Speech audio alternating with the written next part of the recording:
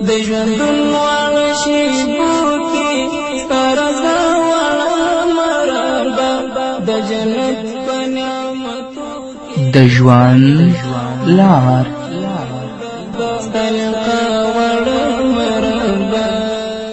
وړاندې کوونکی مولوي محمد یاسین فهیم. امر منما ربدار سدي غلام د ژوند لار هر یو امر منما په منلو د حکمو کې د رضا واړه مرحبا د جنت په نعمتو کې ستا لقا واړه مرحبا ستا لقا واړه مرحبا. بسم الله الرحمن الرحيم. الحمد لله رب العالمين حمد الشاكرين، الصلاة والسلام على سيد الأنبياء والمرسلين سيدنا ونبينا وشفيعنا ومولانا محمد وعلى آله وأصحابه الطيبين الطاهرين. قدرمن اوریدونکو د ژوند د لارې د خپرونې مینوالو په سلامونو او نیکو هیلو مو هرکلی کوم. ستاسو روغتیا او خوشحالي د پاک رب نه غواړم. دا دی زه محمد یاسین فهیم د ژوند د لارې د خپرونې په وړاندې کولو کې ستاسو په خدمت کې یم، په دې هیله چې دا خپرونه ستاسو د پام وړ وګرځي. په مخکینۍ خپرونه کې تاسې د روحاني مرض په هکله معلومات واورېدل. هر مرض که هغه جسمی مرض وي که هغه روحي مرض وي هغه ځان ته سبب او لامل لري. نو په نننۍ خپرونه کې به تاسې د دې روحي مرض لامل واورئ چې څه شی دی چې انسان ته روحي مرض رسیږي. کله چې یو انسان ته جسمی مرض ورسیږي هغه ډاکټر ته لاړ شي نو ډاکټر د هغه نبض او د هغه فشار ګوري او د هغه مرض لامل هغه مریض ته بیانوي. همدغه شان الله رب العزت هم په سورة عادیات کې دا بیان کړی دی چې انسان ته د نافرمانی او د ناشکري مرض لګېدلی چې دا یو روحي مرض دی. نو دا مرض انسان ته ولې لګېدلی د دې لامل او د دې سبب څه دی؟ الله فرمایي وانه علی ذلک لشهید. د دې مرض او د دې بیماری لامل او سبب د دنیا محبت دی. انسان ته چې څومره روحي تکلیف رسیږي څومره روحي مرضونه رسیږي چې په هغه باندې هغه ناشکره کیږي ناصبره کیږي تکبر حسد بغض ریا دا په هغه کې پیدا کیږي د ټولو لامل هغه د دنیا محبت دی. د انسان په زړه کې چې کله د دنیا محبت داخل شي نو د دنیا محبت انسان د الله رب العزت د یاد نه غافله کوي او د الله رب العزت په نافرمانی باندې راپورته کوي. لکه چې محمد رسول الله صلی الله علیه وسلم فرمایي حب الدنیا رأس کل خطیئة. حب الدنیا رأس کل خطیئة. د دنیا محبت د هرې ګناه بنیاد او د هرې ګناه جړله ده. نو قدرمنو اوریدونکو موږ چې اوس په شپه او ورځ کې د کومو ګناهونو ارتکاب کوو د الله رب العزت په کومو نافرمانیو کې موږ او تاسې مبتلا یو که د دې ګناهونو او د دې غفلت ته موږ او تاسې په دقیقه توګه باندې متوجه شو نو د دې ټولو اساس او بنیاد هغه د دنیا محبت دی. مثلا یو انسان رشوت اخلي، یو انسان د خپل سودی کاروبار روان کړی، هره معامله یې سودی ده. یو انسان قمار وهي، نو دا کارونه که سود دی که رشوت دی یا قمار دی دا ټول د دنیا د محبت په وجې کوي. د جمع مونځ پرېږدي، په خوب باندې پروت دی د جمع مونځ پرېږدي، په دکانداري باندې بوخت دی مونځ او جمع پرېږدي، مسلمانانو ته نور ورونو ته دوکه ورکوي. دا ټول د دنیا د محبت په وجه کوي. ځکه که دې سره د الله محبت په زړه کې پروت وای د محمد رسول الله صلی الله علیه وسلم محبت د دې په زړه کې پروت وی نو دا به اوچت ته راپاڅېده او جمعې ته وته. خو د دې په زړه کې د دنیا محبت پروت دی نو د دنیا د محبت د وجې نه په دوکانداري باندې اخته کېږي، مونځ هم ترې پاتې د الله یاد هم پاتې جمع هم ترې پاتې. یو انسان که د سود کاروبار کوي رشوت اخلي هغه هم د دنیا دپاره، نو د الله رب العزت په نافرمانی کې اخته کیږي او ناشکري کوي.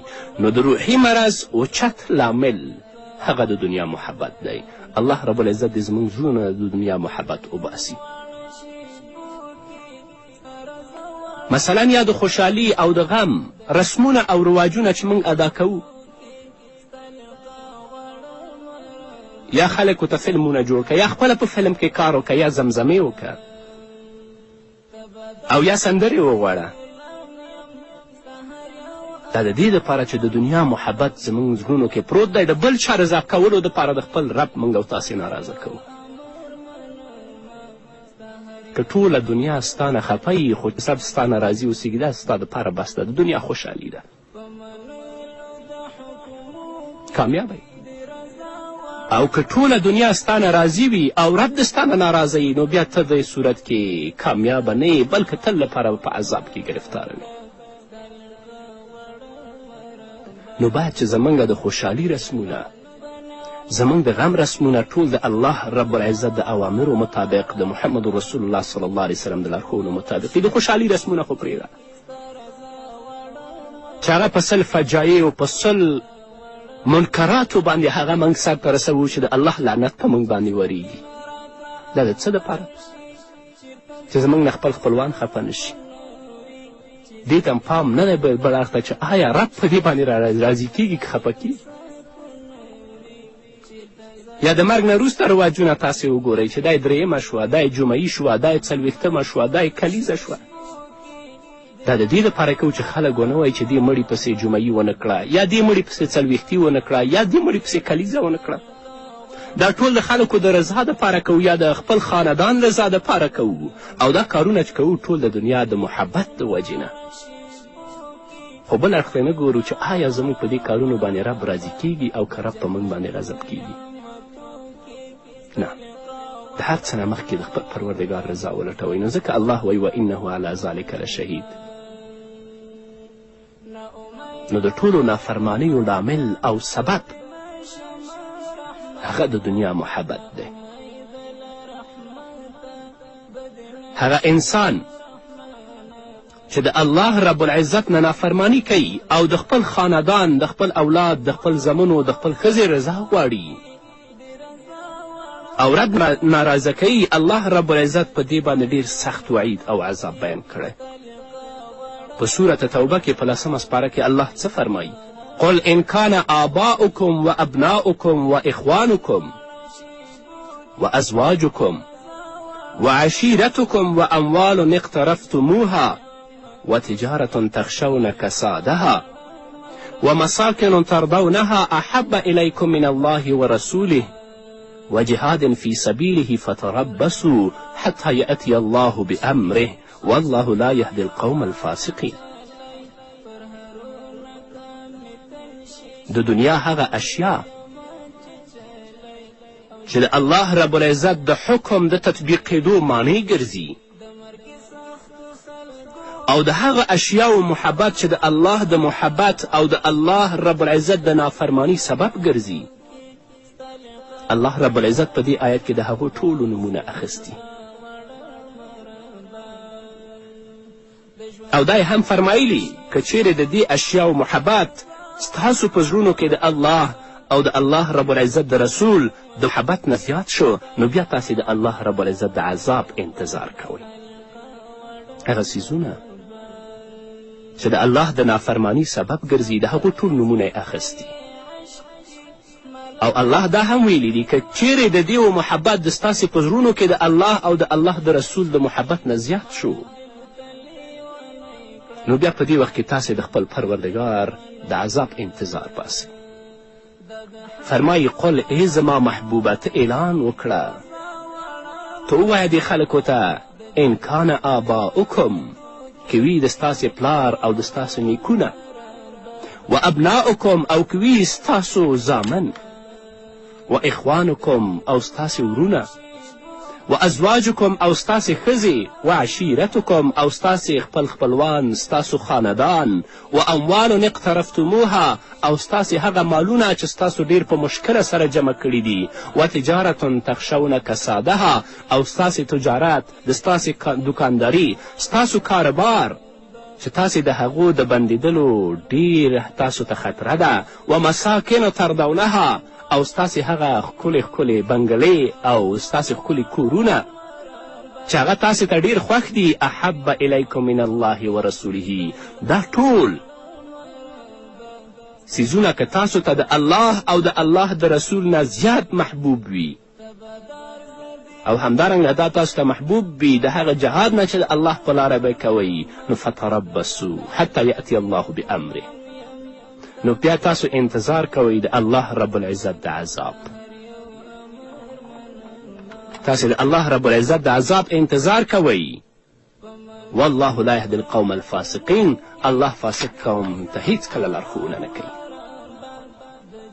د دې د زیات محبوب کېدلو مطلب دا دی چې یو طرف ته د الله فرمان دی او د محمد رسول الله فرمان دی او دویم طرف ته په مقابلت کې ستا د پلار ستا د ورور د ستا د ورونو ستا ښځه ده هغوی یو څه وایي خو الله او د الله رسول بل څه وایي که ته دلته د الله په فرمان او د محمد رسول الله په فرمان باندې عمل کوې نو ستا پلار پرېښودل کیږي ستا زامن پاتې کیږي ستا ورونه پاتې کیږي ستا ښځه پاتې کیږي اوس تا ته په کار دی چې ته د الله په فرمان باندې عمل وکړه او د محمد رسول الله په فرمان باندې عمل وکړه او خپل پلار خپل زامن خپل ورونه او خپله ښځه پرېږده او که تا داسې ونه کړه بلکې د الله فرمان دې پرېښوده د محمد رسول الله فرمان دې پرېښوده او د خپل پلار د خپل د زامنو د خپل د ورونو او د خپل ښځې خبره دې ومنله نو پوه شه چې ستا په زړه کې د خاندان محبت زیات دی د الله محبت نشته د الله د رسول محبت نشته سر د دنیا محبت پروت دی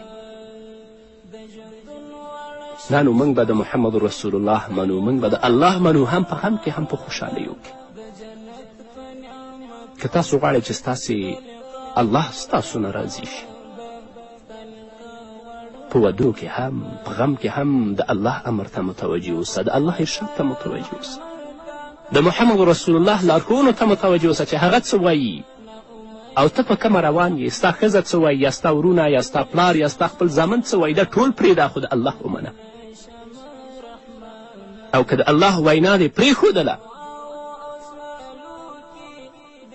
د رسول الله وینا دې پرېښودله د خپل خاندان د خپل ښځې د خپل زامن او د خپل ورونو د خپل پلار دې ومنله نو دلته بیا ته د الله عذاب انتظار کوه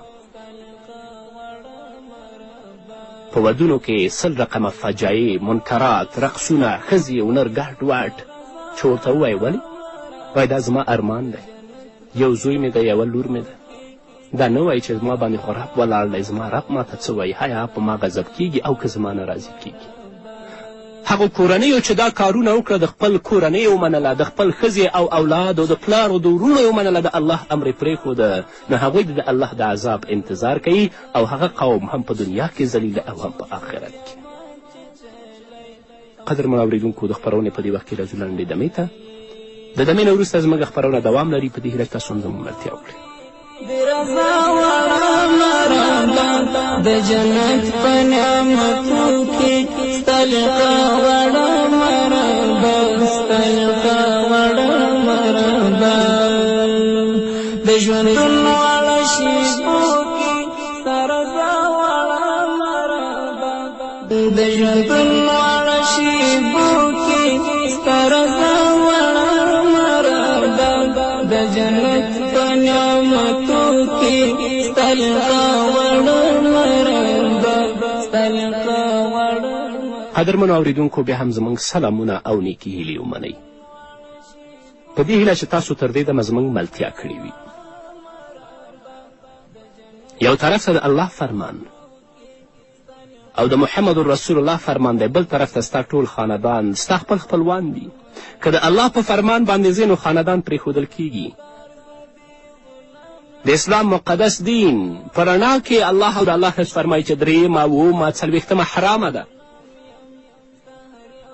همدارنګه د اسلام مقدس دین وایي چې په واده کې رقص، په واده کې فجایع و منکرات حرام دي. دا پرېږده. خاندان وایي دا ټول کارونه به کوي، او که دا کارونه ونه کوي موږ تاسو نه ناراضه کیږو. ښځه درته وایي، ورونه درته وایي، زامن درته وایي.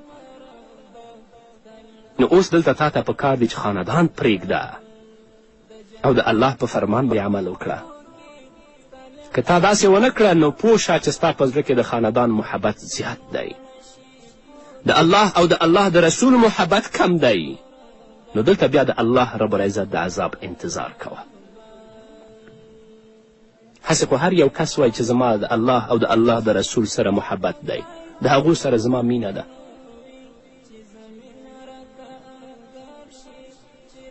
خو معلومات به د مقابلې په وخت کې کیږي. امتحان د مقابلې په وخت کې وي چې کله یو طرف ته د الله فرمان وي او د رسول الله فرمان وي او بل طرف ته په مقابله کې دا ټول څیزونه وي. د کوم څه ذکر چې الله په کلام کې وکړه چې ښځه، زامن، ورونه او ستا ټول خاندان او دنیا او د دنیا کورونه. نو دلته بیا معلومیږي چې د چا محبت د الله سره زیات دی او د چا محبت د دنیا سره زیات دی.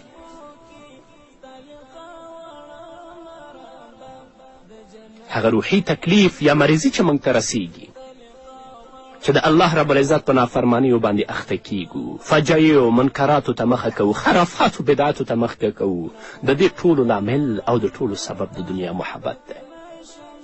نو هغه چا چې د دنیا محبت پرېښوده، د الله محبت ته یې د خپل زړه کې ځای ورکړه، د رسول الله محبت ته یې په خپل زړه کې ځای ورکړه، د آخرت او د جنت محبت ته یې په خپل زړه کې ځای ورکړه، نو دې د خپل د مریضي علاج کړی.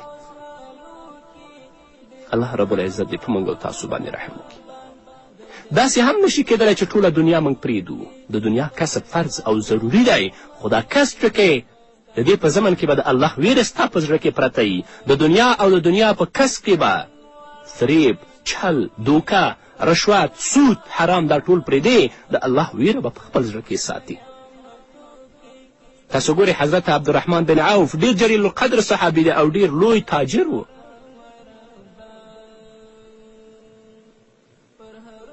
هغه به چې کله دسترخوان هوار که، هغه سره به 100 کسانو خوراک کوه. چې کله به خوراک په دسترخوان باندې کېښودلی شه نو حضرت عبدالرحمن بن عوف رضی الله تعالی عنه ته به د محمد رسول الله زمانه وریاد شوه او ژړل به چې الله ستا پیغمبر ته کله هم په مړه ګېډه باندې ډوډۍ نه وه پیدا شوې.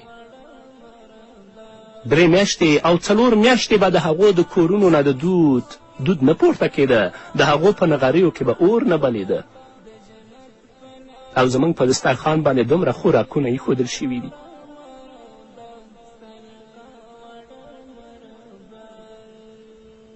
داسې نه چې زموږ د قربانیو بدله د آخرت په ځای دنیا کې راکړی شوي وي، چېرته د آخرت د نعمتونو نه موږ محرومه نه شو.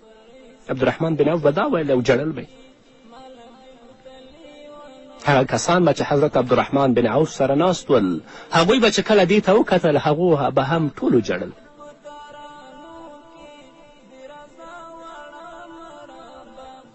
نو د خوراک او د څښاک نه به بغیر دسترخوان بیرته ټول شي. 2 ورځې او 3 ورځې به دوی دغسې په نهره باندې تېرولې. دنیا وګټه، د رزق قصد فرض دی، خو د الله ویره په زړه کې وساته. د الله د یاد نه هیڅ کله مه غافله کیږه. دنیا ته په زړه کې ځای مه ورکوه چې تا د الله د یاد او د الله د ذکر نه غافله کړي او تل دې په فجایعو په منکراتو باندې اخته کړي. مولانا روم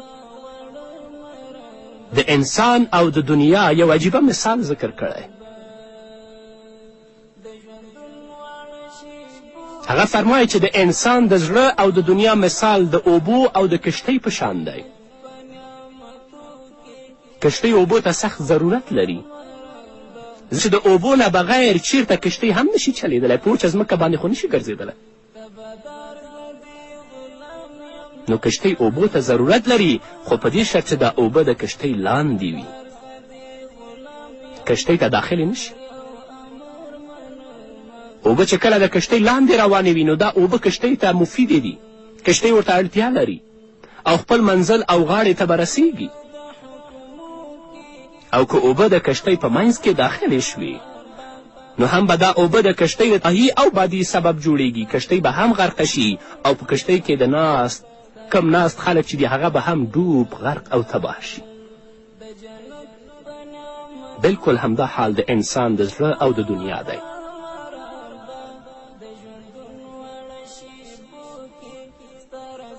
انسان دنیا ته ضرورت لري. د دنیا نه بغیر انسان ژوند نشي تیرولی، خو دنیا انسان دپاره هغه وخته پورې مفیده ده تر کومه پورې چې د زړه نه بهر وي، د هغه محبت په زړه کې نه وي پروت. او کله چې دنیا زړه ته دننه داخله شوه د زړه منځ کې ورسېدله نو بیا هم دا دنیا د انسان د تباهي او بربادي سبب جوړیږي. کله چې دنیا ستا زړه ته داخله شوه نو ستا د تباهي سبب وګرځېده، لکه څنګه چې اوبه د کشتۍ منځ ته داخلې شي. نو قدرمنو اوریدونکو د ټولو ګناهونو سبب او د ټولو ګناهونو بنیاد د زړه محبت د دنیا سره. نو دا سبب ختمول به ضروري وي. دا سبب چې د دنیا محبت دی دا باید لرې کړی شي. چې دا لرې شي نو ټولو نافرمانی د الله به لرې شي، نو هغه مرض روحي مرض چې تا ته لګېدلی هغه به هم الله ختم کړي. اوس دا مرض به څنګه ختمیږي؟ دا لامل او دا سبب به څنګه ختمیږي؟ انشاءالله په بلې خپرونې کې به په دې باندې وغږیږو. نو الله رب العزت دې موږ ته توفیق راکړي چې تل لپاره د خپل ژوند د الله رب العزت د کلام په رڼا کې د محمد رسول الله صلی الله علیه وسلم د لارښوونو په رڼا کې تعریف کړو. د خپل خوشحالي او د خپل غم ټول د الله رب العزت د کلام په رڼا کې ولمانځو، د رسول الله صلی الله علیه وسلم د احادیثو په رڼا کې ولمانځو. داسې نه چې په خوشحالي کې هم د الله نه غافله شو، په غم کې هم د الله نه غافله شو، چې په دنیا کې به بیا هم ذلیل او په آخرت کې به هم ذلیل یو. الله دې د نیکو اعمالو توفیق موږ او تاسو ټولو ته راکړي. قدرمنو اورېدونکو، دا وه زموږ نننۍ خپرونه چې ستاسو درانه حضور ته وړاندې کړه. تر بلې خپرونې پورې چې زه بیا هم ستاسو درانه حضور ته راځم، تاسو ټول په پاک رب سپارم. پاتې ژوند او پاتې ورځم نیکمرغه. پاک الله مو مل شه.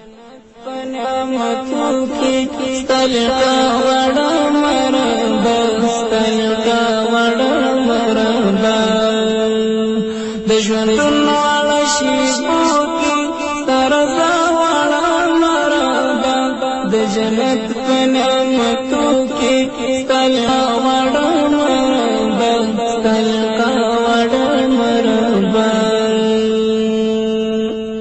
ستا په لوی سپېڅلي عشق کې مالا بېوتلې ورنۍ کړه، ستا په لوی سپېڅلي عشق کې مالا بېوتلې ونۍ کړه، مالا بېوتلې ونۍ کړه. دا د حق په ترانو کې د رضا واړه مرحبا، د جنت په نعمتو کې ستا لقا واړه مرحبا، ستا لقا واړه مرحبا. د ژوندون واړه شېبو کې ستا رضا واړه مرحبا، د جنت په نعمتو کې ستا لقا واړه مرحبا، ستا لقا واړه مرحبا. د ژوندون واړه شېبو کې ستا رضا واړه مرحبا، د جنت په نعمتو کې ستا لقا واړه مرحبا، ستا لقا واړه مرحبا. تبدار زدی غلام یم ستا هر یو امر منما، تبدار زدی غلام یم ستا هر یو امر منما، ستا هر یو امر منما. په منلو د حکمو کې د رضا واړه مرحبا، د جنت په نعمتو کی ستلقا وڑا مرحبا ستلقا وڑا مرحبا د جنت په نعمتو کی ستلقا وڑا مرحبا د ژوندون وړه شیبو کی سترزا وڑا مرحبا سترزا وڑا مرحبا چې زمین راته انګار شي چېرته ځای د سکون وي چې زمین راته انګار شي چېرته ځای د سکون وي چېرته ځای د سکون وي په هما سخت شیبو کې د رضا وړه مرحبا د جنت په نعمتو کې ستلقا وړه مرحبا ستلقا وړه مرحبا د ژوندون وړه شیبو کې ستلقا وړه مرحبا د جنت په نعمتو کې ستلقا وړه مرحبا ستلقا وړه مرحبا نا امید لرحمتا بدنا شما رحمتا نا امید لرحمتا بدنا شما رحمتا بدنا شما رحمتا فدعا و اسوالو کی درضا وڑا مرحبا د جنت په نعمتو کی ستلقا وڑا مرحبا ستلقا وڑا مرحبا د ژوندون وړه شیبو کی سترزا وڑا مرحبا د جنت په نعمتو کی ستلقا وڑا مرحبا ستلقا وڑا مرحبا